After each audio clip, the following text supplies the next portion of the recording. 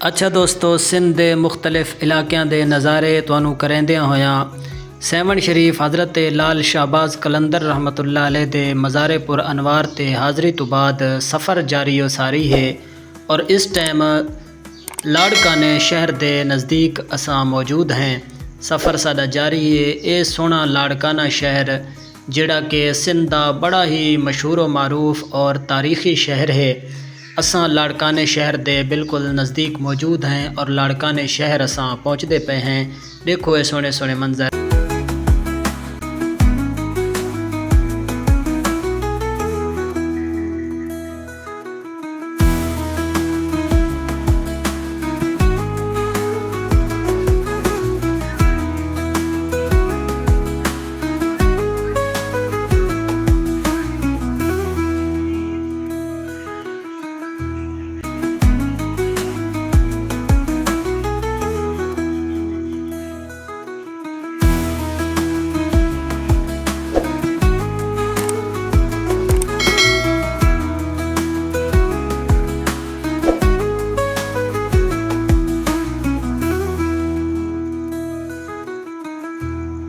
अच्छा दोस्तों, असां अपना सफ़र जारी रखदे होया लाड़काने शहर दे विचों पहुँचते पे हैं शादात कोट शहर के अंदर। शादात कोट इंटर थींदे पे हैं। इंशाअल्लाह शादात कोट शहर के मनाजर भी तुहानू दिखाते हैं। साडे नाल जुड़े लासो तो वीडियो नू लाइक कर गिनना है तो मेरे चैनल मेहरवी विलाग नू ज़रूर सबसक्राइब कर गिनना है। आओ तुहानू मनाजर दिखाते हैं शादात कोट शहर दे।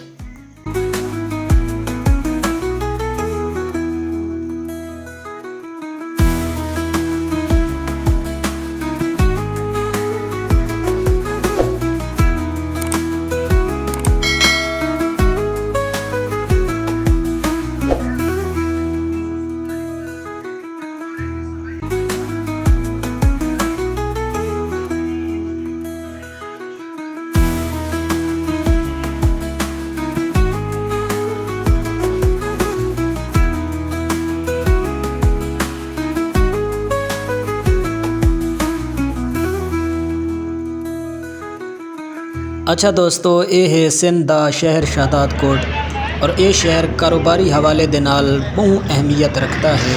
और इर्द गिर्द के जितने भी गोठ वाले देहात वाले लोग हैं वो अपनी ज़रूरियात ज़िंदगी पूरी करने वास्ते और ज़रूरियात ज़िंदगी का सामान घिनण वास्ते शॉपिंग वास्ते इस शहर का रुख करेंदे हैं। आओ तुहानू इस शहर के मेन चौक जिसनू कोटू मोटू चौक आखा वेंदा है उसकी सैर करेंदे।